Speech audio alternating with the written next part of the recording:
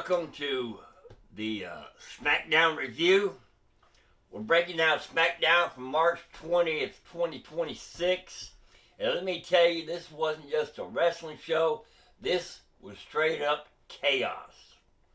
We saw new tag team champions crowned, multiple betrayals and distractions, a full-on war between two monsters, and one of the most brutal assaults we've seen in a while.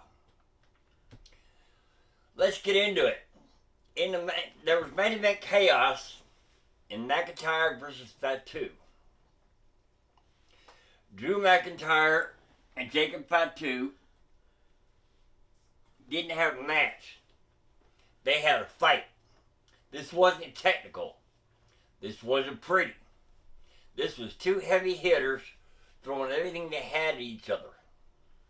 By the end of the night, both men were destroying each other in a massive brawl that felt less like entertainment and more like a collision course for something bigger. Possibly a future main event showdown. This feud is escalating fast. We also have new tag team champions. Damian Priest and R-Truth defeated Tama Tonga and JC Mateo to win the WWE Tag Team titles. And yes, it got wild. Outside interference. Chaos with the Wyatt Six.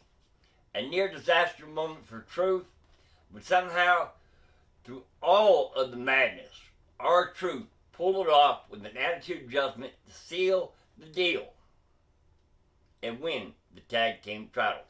Classic R-Truth chaos, but now with gold around his waist. And Randy Orton snapped. This might be the biggest moment of the night. Randy Orton absolutely destroyed Matt Cardona. We're talking about a quick beatdown. We're talking about a vicious, calculated assault. Orton is clearly in that dangerous mindset again. The kind where he doesn't just want to win. He wants to hurt people. When Orton goes to that place, nobody is safe.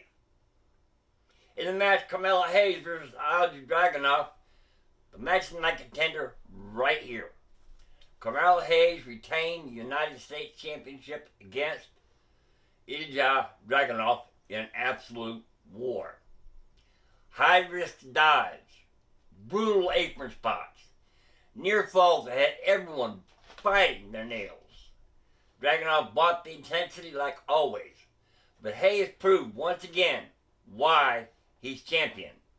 This wasn't just a win, it was a statement. Aleister Black steals one match. Aleister Black defeated Sami Zayn, but not without controversy. Enter Trick Williams. Distractions, mind games, trash talk. Zayn lost focus, and that's all Black needed to hit the Black Mass and end it. Lesson: here in WWE, distractions cost matches. Jade Cargill dominated her match alongside B-Fab and Mission, laid out Rhea Ripley.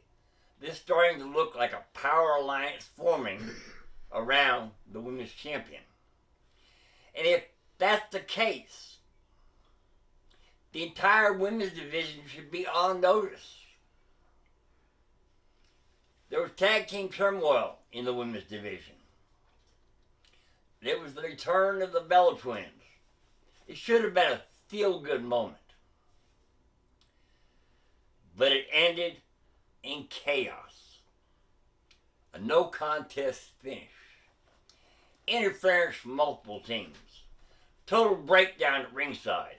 And in the end, the irresistible forces stood tall after laying out everyone, including Charlotte Flair.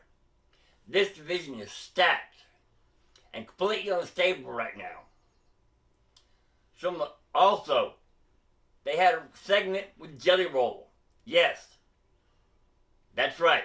Jelly Roll and Kit Wilson had a slam poetry segment that turned physical. But of course it did. Here's my final thoughts. This episode of Smackdown delivered. Violence, championships, storyline progression, absolute chaos. But the biggest takeaway, Randy Orton is dangerous again. Drew McIntyre and Jacob Fatu are on a collision course. And new champions are shaking up the tag team division. If you enjoyed this breakdown, make sure to follow the podcast. We'll keep bringing you the real, unfiltered reactions to everything happening in the WWE.